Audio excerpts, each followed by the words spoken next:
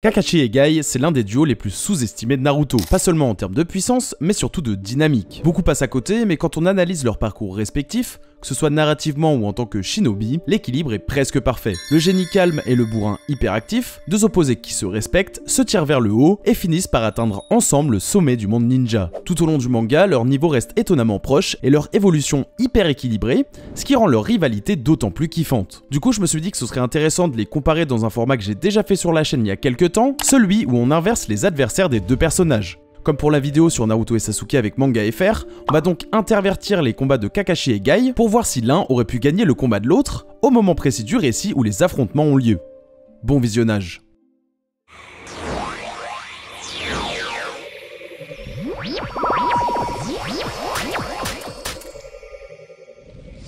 Yo les homies, ça date. Désolé, j'ai pas été super productif niveau long format ces derniers mois, mais faut me comprendre, YouTube Shorts et TikTok ça paye costaud. D'ailleurs, si c'est pas déjà le cas, allez checker ce que j'ai produit en contenu court. Je pense que contrairement à ce que beaucoup imaginent, c'est quand même un format sympa, dans lequel je peux aborder des sujets qui méritent pas une vidéo longue, mais qui restent super intéressants. Bref, en tout cas ça fait plaisir de revenir avec du plus gros contenu, donc j'espère que ça va vous mettre bien. Si c'est le cas, pensez bien à vous abonner, liker et commenter les chefs, vous le savez, c'est super important. En plus, j'avais envie de parler de Kakashi et Guy parce que je les kiffe, et j'hésitais entre plusieurs formats, donc je me suis dit que j'allais sûrement en faire plusieurs sur le duo dans les mois à venir, du coup restez branchés.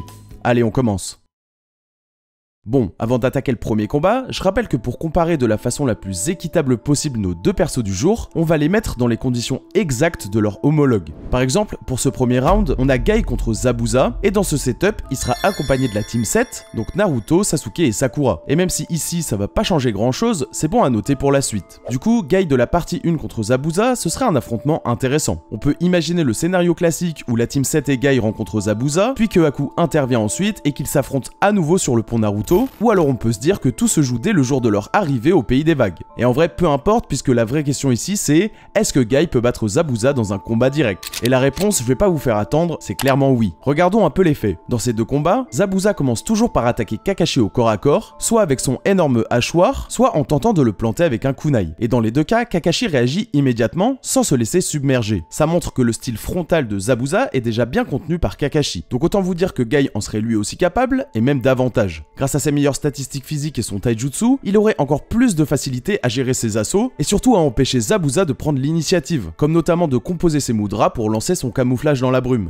Et justement, le camouflage de la brume, parlons-en. À première vue, ça semble être un énorme avantage pour Zabuza, mais en pratique, ça empêche pas Kakashi de tout bloquer. On le voit intercepter les shurikens lancés à moyenne distance, il protège Tazuna en se plaçant devant lui juste à temps, et en gros, il contre toutes les attaques rapprochées. Bref, même sans visibilité, Kakashi se fait jamais vraiment surprendre. Donc même s'il arrive à lancer la technique, Guy qui s'entraîne justement à affronter des ennemis avec une visibilité réduite et qui excelle dans la lecture des mouvements, aurait encore moins de mal à réagir que Kakashi. Certes, la brume réduit la visibilité, mais à courte distance, l'ennemi reste perceptible. Donc face à Guy, ce Joker de Zabuza ne suffirait juste pas. Maintenant, remettons Guy en perspective par rapport à Kakashi à ce moment du récit. Dans la première partie, il est montré comme au moins égal à Kakashi sur le plan physique et en taijutsu. Sasuke note même que Guy est plus rapide et le premier databook confirme leur équivalence globale. Cette idée est d'ailleurs soutenue par toute leur rivalité qui traverse le récit. La différence, c'est que Guy compense son manque de talent en ninjutsu et en genjutsu par une spécialisation extrême en combat rapproché. Et c'est pas que du talent. Le troisième databook insiste sur le fait que Guy est le shinobi qui s'entraîne le plus dur de tout le manga. En tout cas, au moins jusqu'au chapitre 402 qu'il couvre, et probablement même au-delà si vous me demandez. C'est ce travail acharné qui explique pourquoi il reste comparable à Kakashi, malgré l'évolution fulgurante de ce dernier tout au long du récit. Donc si un Kakashi rouillé est capable de neutraliser les tentatives de Zabuza au corps à corps, Guy, même en forme de base, réagirait tout aussi bien voire mieux, et pourrait en plus contre-attaquer de façon beaucoup plus agressive grâce à son taijutsu et à son arsenal comme ses nunchaku notamment. Et si on ajoute l'ouverture des portes, là c'est juste finito. Même en étant sympa et en supposant qu'il ne puisse ouvrir que jusqu'à la 5ème porte dans la partie 1, ce qui est juste absurde hein, puisque Lee en est déjà capable, Zabuza serait complètement dépassé. Rappelons qu'un simple clone de 10% de Zabuza s'était fait battre par Sasuke Genin sans Sharingan, alors imaginez Zabuza face à Guy dopé par les multiplicateurs de la première, deuxième et troisième porte et ainsi de suite. En fait, dès la première porte, on parle déjà d'une capacité à utiliser son plein potentiel physique sans inhibition, que la deuxième porte vient multiplier et ainsi de suite. Dès la deuxième porte, on atteint des multiplicateurs de stats à 2 chiffres. Je vous laisse imaginer le film de boule que Guy ferait à Zabuza avec. Enfin bref, Guy passe ce round tranquillement, et c'est logique, dès que Kakashi se met sérieux face à Zabuza, c'est juste une démonstration. Donc son rival Guy ferait pas moins bien. Au contraire, dans le match-up, il le balayerait encore plus vite et encore plus brutalement. Bon, pour ce deuxième round, on passe direct à Shippuden, et c'est là que les combats des deux sensei vont devenir super intéressants. Et on attaque fort avec Kakashi contre le clone de 30% du chakra de Kisame. Il y a pas mal de façons d'aborder ce combat, selon comment on scénarise, mais je vais en profiter pour rappeler un concept assez important quand on parle des rapports de force en fiction, que ce soit dans le cadre d'une vidéo comme celle-ci, d'un débat ou juste d'une discussion où on essaye d'être un peu méthodique. Parce que je vous vois en commentaire les gars, et je comprends que ça paraisse facile de dire que si A bat B et que B bat C, alors A bat C. Mais cette fameuse méthode que beaucoup appellent méthode ABC, c'est en fait la base de l'analyse des rapports de force, qu'on anglicise souvent en power scaling. Les interactions entre les compétences et les styles de combat c'est bien, mais dans Naruto comme dans toutes les œuvres de fiction d'ailleurs, un personnage beaucoup plus fort, rapide, résistant, endurant, etc.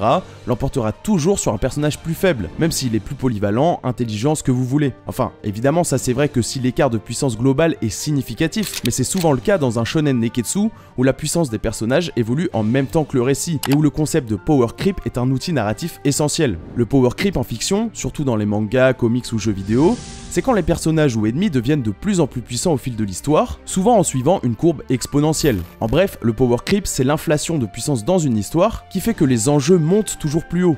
C'est pas systématique, mais les échelles de puissance tendent toujours à augmenter sur l'ensemble du récit. C'est pour ça que malgré le fait qu'un seul arc sépare leurs deux introductions, Guy qui apparaît après et qui est dépeint comme un rival pour Kakashi, est en fait de facto plus fort que Zabuza via le power creep, justement parce que Kakashi a battu ce même Zabuza juste avant. Il y a évidemment toutes les interactions entre leurs compétences qui comptent et qui constituent donc le match-up, mais au global Kakashi qui s'y met à fond est plus fort que Zabuza, donc Guy qui est au moins aussi fort que Kakashi, foudroierait Zabuza aussi en vertu des notions de power creep que je viens d'évoquer.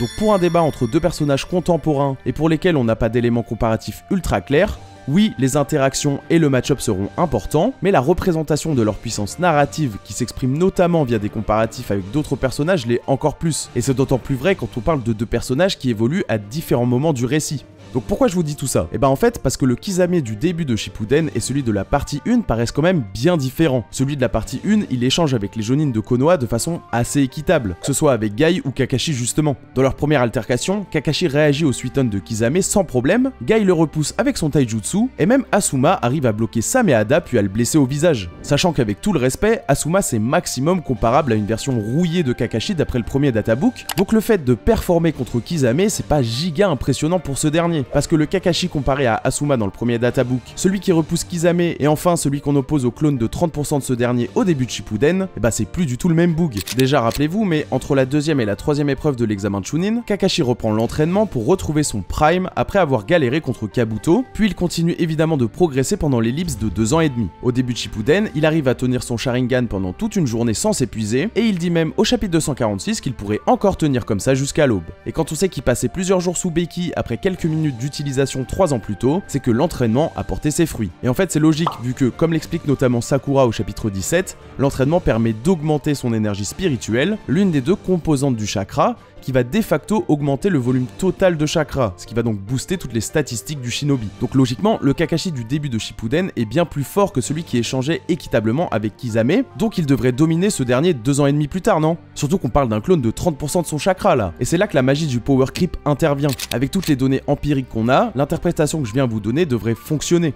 Sauf que Kisame a visiblement lui aussi progressé et pas qu'un peu. Il passe d'un calibre comparable, voire peut-être légèrement supérieur au top Jonin de Konoha incluant Guy, à un calibre capable de pousser ce dernier à ouvrir la 6ème porte, seulement avec un clone de 30% de son chakra.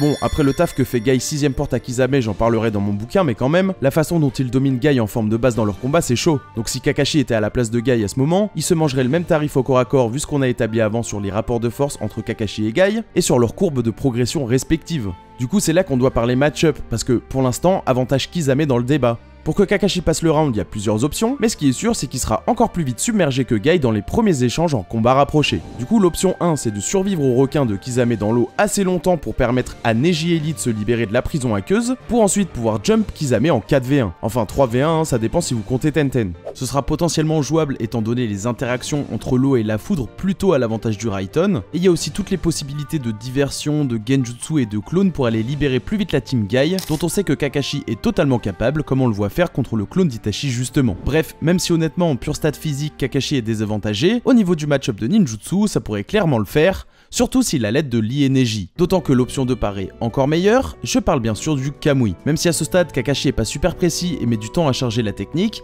il est quand même capable de toucher une cible en mouvement et d'aspirer une explosion en entier juste après, ce qui prouve qu'il est quand même relativement précis et que ses portails peuvent être vraiment grands. Donc quand Kisame le submerge et lui envoie ses requins, Kakashi pourrait aspirer le jutsu plus Kisame à cette distance, surtout que ce dernier reste immobile à la surface et s'attendra pas du tout à cette contre-attaque de Kakashi. Contre Deidara, s'il met du temps à ajuster sa cible, c'est parce qu'il galère à le viser en mouvement.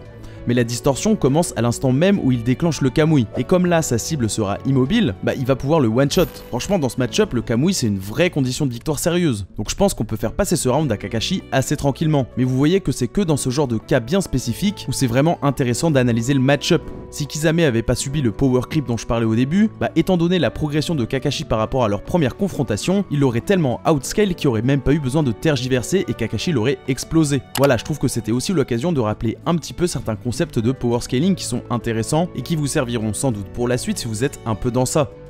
Pour Guy avec Sakura, Naruto et Shio contre le clone d'Itachi, étant donné que ce dernier essaye même pas de les tuer et que c'est Naruto qui porte le coup fatal après avoir été aidé par Sakura et Shio, je trouve pas que ce soit super intéressant de parler de Guy dans ce round. Ça me paraît pas choquant de dire qu'il passe cet Itachi qui se la donne même pas un peu, surtout vu comment il est capable d'éviter les genjutsu avec son style de combat. Donc Kakashi et Guy passent le round.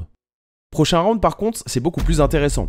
On va mettre Guy contre Kakuzu, pendant que Hidan est isolé par Shikamaru comme dans le manga. Du coup, Ino et Shoji se retrouvent avec Guy face à Kakuzu, en attendant l'arrivée de Naruto et Yamato. Et faut être honnête, c'est un match-up catastrophique pour Guy. Kakuzu il est blindé contre les attaques physiques grâce à son renforcement d'automne, que Kakashi ne perce que grâce à l'avantage élémentaire du Raiton. Et avec ses masques, il est bien taillé pour garder un combattant pur corps à corps à distance. Sans parler du fait qu'il tient tête à un Kakashi 3 Tomoe Sharingan en vitesse et en réactivité. Bref, en forme de base, Guy n'a aucune chance et il sera obligé d'ouvrir au moins la 6ème porte. Pourquoi je vous dis ça? Tout simplement parce que Guy forme de base ou bien de la première à la 5ème porte est globalement du niveau d'un Kakashi 3 Tomoe. L'un est meilleur au corps à corps, l'autre est plus polyvalent grâce à son ninjutsu. Mais la 6ème porte, elle met Guy à un niveau comparable à Kakashi avec son Raikiri. Ça on le voit contre les Jinchuriki d'Obito, la montée en stade physique de la 6ème porte et du Raikiri est clairement du même ordre. Cette idée elle colle aussi avec ce que nous dit Lee à propos de Sasuke avec son Sharingan à 2 Tomoe et son Chidori face à Gaara, qu'il compare à l'ouverture de la 5ème porte. Sasuke est plus rapide en ligne droite et l'impact du Chidori dépasse celui de la fleur de lotus verso grâce à son chakra concentré et à l'effet de perforation. Donc avec 3 Tomoe plus un Raikiri, une version évoluée du Chidori, c'est assez cohérent que Kakashi soit à peu près au niveau de Guy 6ème porte. Et si le Raikiri a pu passer la défense de Kakuzu, c'est uniquement grâce à l'interaction Raiton plus fort que Doton et à ses capacités de perforation, ce que Kakashi avoue lui-même. Or en réalité, Guy n'a pas cette carte. Même en 6ème porte, il pourra casser plusieurs masques avec le pan matinal,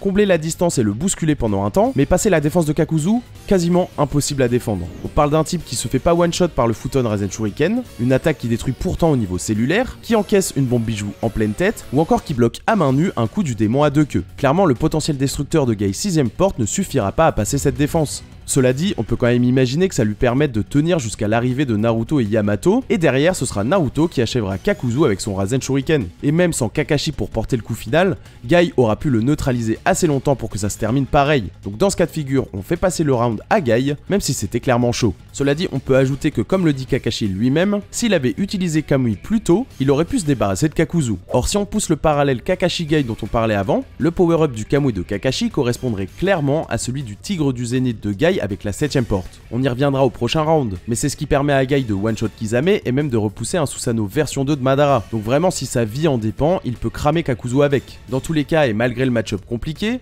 d'une manière ou d'une autre, Guy passe le round.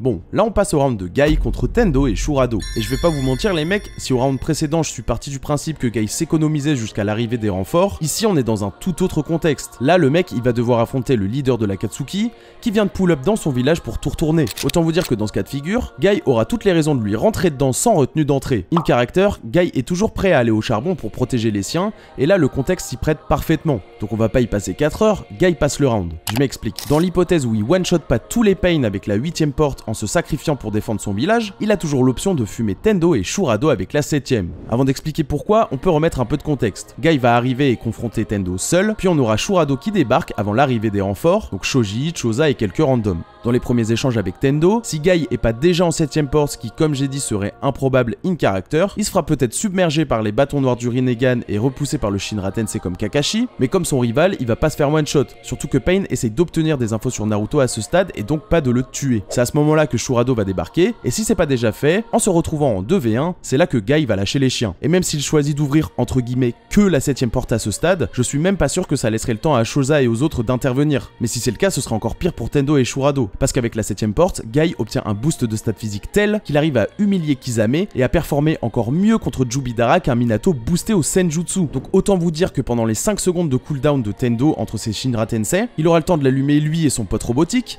faire une sieste et s'envoyer un barbecue avec les Hakimichi. Parce que même si vous partez du principe que ce Guy est pas aussi fort que sa version de la 4ème Grande Guerre Ninja et qu'on tient compte du power creep dont on parlait avant, bah le power up entre guillemets flat de la 7ème porte, qu'on vient de placer à minima au-dessus de celui du Senjutsu maîtrisé de Minato, bah ça suffit à le placer loin devant 2 corps de Pain en stats physiques qui se font en permanence malmenés par Naruto Modermite dans le domaine. Et ça c'est sans parler du Tigre du Zénith avec lequel il vaporise les 2 corps de Pain. Même si bon, en vrai ce serait un peu con de sa part de l'utiliser, vu la taille du bordel, ça détruirait sûrement Konoha, donc si le but c'est d'éviter que Pain détruise le village, ce serait un peu con de le faire à sa place. Mais en vrai, même sans ça, Guy 7ème porte mélange les 2 corps de Pain, et si vraiment vous doutez, j'invoque la carte Hirudora et c'est juste plié position magasin. Bon, là on passe sur un petit round bonus, Guy contre Sasuke après le conseil des 5 Kage. Et honnêtement, même si ce Sasuke est fatigué et que Guy doit juste sauver Sakura et tenir assez longtemps pour permettre à Naruto de débarquer, bah leurs interactions sont un peu bizarres. Bien sûr, à ce stade, on peut toujours invoquer la 7ème et la 8ème porte pour Guy, mais ce serait totalement illogique qu'il les utilise d'entrée contre Sasuke. Or, dans le manga, Kakashi et Sasuke ont un petit échange off-panel avant que Sasuke balance sa flèche de Susanoo sur Kakashi. Ce dernier arrive à l'aspirer avec Kamui, mais il dit que sans ça, et vu la vitesse du jutsu, il se serait fait empaler. Et étant donné les comparaisons qu'on faisait plutôt sur Kakashi sans le Kamui et Guy avant la 7ème porte, qui sont d'ailleurs illustrées plus que jamais dans l'arc juste après, et partant du principe que Guy affronte justement Sasuke en forme de base ou avec les portes de 1 à 6, et ben en fait il va juste se manger la flèche et mourir. Donc même si dans les débats de power scaling on évite de scénariser, ici on a quand même décidé dans les prémices de la vidéo d'inscrire les combats dans un contexte. Parce que oui, sans scénario, Guy allume ce Sasuke épuisé et quasi aveugle, mais ici vu les conditions, je me voyais mal lui donner le round. Du coup ça donne la première défaite à un de nos protagonistes du jour.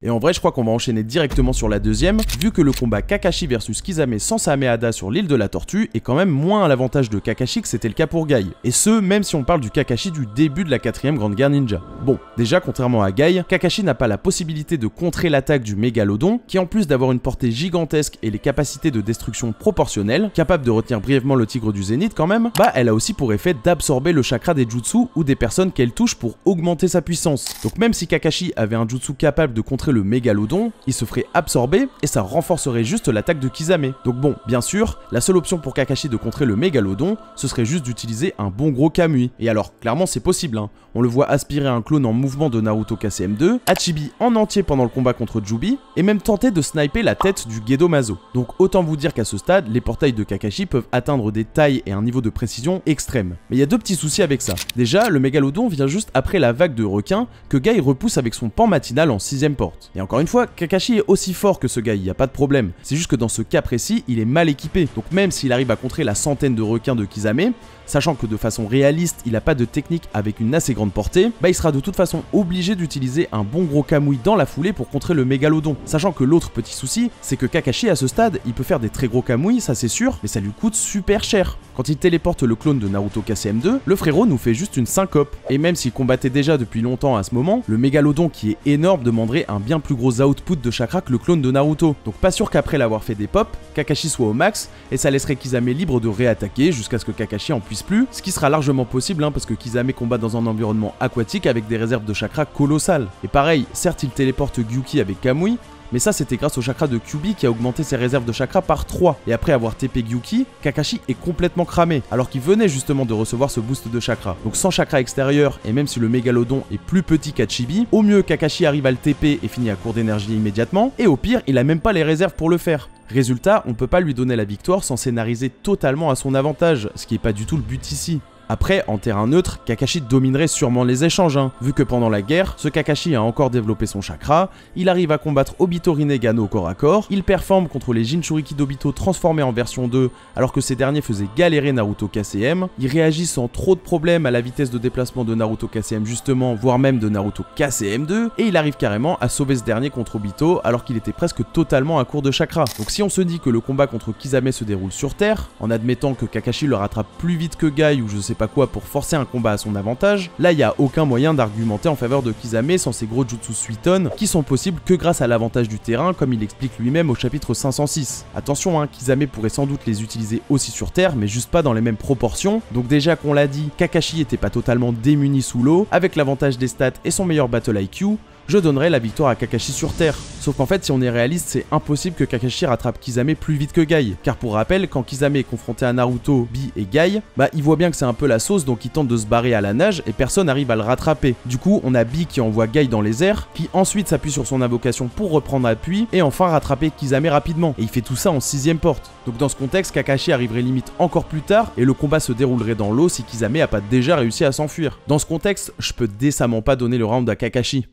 Bon, pour le combat suivant, on a Kakashi fin de la guerre contre Jubidara. Et Jubidara le vaporise, hein, GG. Après, si on veut un peu s'amuser et qu'on mettait Kakashi doublement Gekyo, ce serait vraiment pas la même mayonnaise. Ce Kakashi éclipse Naruto et Sasuke Rikudo contre Kaguya, et il prend cette dernière de vitesse avec son Kamui Raikiri, qui ignore la résistance physique de l'ennemi en envoyant instantanément la partie de l'ennemi touchée par le Raikiri dans la dimension Kamui. Et oui, je sais, j'ai vu les débats Kakashi DMS contre Jubidara récemment, et je vous mens pas, ça volait vraiment pas haut des deux côtés. La vérité, c'est que Kakashi performe mieux que Naruto et Sasuke contre les portails Yomotsu Hirasaka, qu'il intervient pour sauver Sakura avant que Sasuke n'active son Ameno Tejikara, qu'il arrive à surprendre la déesse Lapine avec son Raikiri, bref, il scale à une Kaguya stabilisée en termes de vitesse et de potentiel destructeur. Il la touche sans qu'elle puisse vraiment réagir, la blesse gravement malgré sa résistance physique de zinzin, traverse ses os déconjurés, non vraiment c'est trop une dinguerie ce Kakashi les gars. Et je vous ai vu les petits malins qui ont essayé d'expliquer que Kaguya croyait qu'il était mort et qu'il a juste utilisé sa chute pour la surprendre avec son Kamui Raikiri, mais en vrai vous êtes ravagé. Ce que vous faites là, en argumentation, on appelle ça une hypothèse ad hoc. En gros, vous ajoutez une hypothèse arbitraire pour soutenir votre interprétation des rapports de force entre Kakashi DMS et Kaguya. Sauf que si on veut avoir un vrai débat, il faut juger méthodiquement. Donc ce type de biais de confirmation, c'est la pire idée. La réalité empirique qu'on peut tous faire de la scène où Kakashi blesse Kaguya, c'est qu'il passe à travers un os déconjuré, ce qui étonne Zetsu comme on le voit sur la case suivante, puis il active son Raikiri, ce qui étonne Kaguya, qui comprend par conséquent que Kakashi est toujours en mesure d'utiliser un jutsu. Donc peu importe ce que vous pensez de ce qui se passe dans la tête des personnages à ce stade, toujours est-il que la suite d'événements que je viens de faire est indiscutable. C'est littéralement l'ordre des cases choisi par Kishimoto. Après, que vous pensiez que Kaguya est étonnée parce qu'elle le voit passer à travers sa lame déconjurée, qui pour rappel normalement vaporise à l'impact, ce qui n'a pas été le cas ici et qui doit lui faire tout drôle, ou bien que vous pensiez qu'elle est étonnée de la technique que s'apprête à envoyer Kakashi, bah osef. Parce que dans les deux cas, on la voit s'étonner que Kakashi n'est pas mort justement. Il y a juste aucune autre interprétation possible qui ne repose pas comme j'ai dit sur des arguments ad hoc. Et j'ai vu des trucs délirants, donc je vous arrête tout de suite les gars, il n'y a pas d'histoire de c'est la vitesse de chute qui permet à Kakashi de prendre Kaguya de vitesse. Je pense qu'à ce niveau-là du manga, Kaguya doit pouvoir gérer des personnages qui tombent environ avec une accélération de 10 mètres par seconde. Parce que dans cette dimension, la gravité ne semble pas très différente de celle sur Terre, comparée à la dimension précédente par exemple. Donc admettons que Kakashi soit 10 mètres au-dessus de Kaguya, au moment de l'impact, s'il utilisait sa vitesse de chute, il aurait une pointe de vitesse à 50 km/h. Voilà, en gros c'est moi avec ma 206 sur le périph' parisien.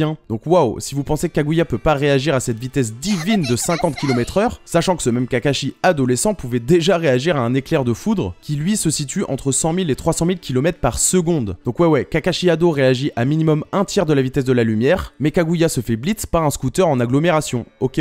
Donc évidemment vous avez compris, mais Kaguya se fait surprendre par le coup des stocks de Kakashi, qu'on voit littéralement effectuer un mouvement du bras pour connecter son Raikiri. Dans le dernier panel de la première page, on voit qu'il a le bras plié et son Chidori armé, et dans celui de la page suivante, il vient de traverser Kaguya avec le bras tendu. On voit même les lignes de vitesse caractéristiques de ce genre de mouvement rapide. Le 4e databook précise d'ailleurs que le Kamui Raikiri offre une vitesse divine à l'utilisateur. Bref, Kakashi a juste blitz Kaguya, à minima en effectuant un mouvement du bras. De toute façon, même avec l'argument ultra naze de la chute du corps de Kakashi, bah ça voudrait dire que Kakashi l'a pas blitz à ce moment, mais en fait il aurait pu quand il voulait vu que cette pauvre Kaguya arrive même pas à esquiver un corps qui tombe à 50 km/h pendant que lui il découpe des éclairs de foudre à 15 piges. Bref, vous avez capté l'idée, mais du coup cette Kaguya qui met une drill monumentale à Madara avec un seul Rinnegan à tous les niveaux, bah elle se fait toucher par ce Kakashi. Donc je vous laisse imaginer avec quelle facilité Kakashi ferait la même chose à Madara, voire en bien pire, avant de le téléporter dans sa dimension Kamui, ne lui laissant même pas le temps de se régénérer du Kamui Raikiri, si tant est qu'il y arrive. Voilà, GG, Kakashi froisse salement Jubidara un Rinnegan, étant donné que Kaguya se doit d'être une menace supérieure à Madara comme c'est même dit texto dans le manga, et que donc elle est bien plus forte que lui, ce qui fait que si Kakashi arrive à performer sur une Kaguya stabilisée, donc encore plus fort que celle qui surpassait déjà Madara, et ben il est de facto plus fort que Madara en fait. C'est pour ça que j'ai autant insisté sur ces notions de power creep, de match-up et de quand utiliser l'un ou l'autre.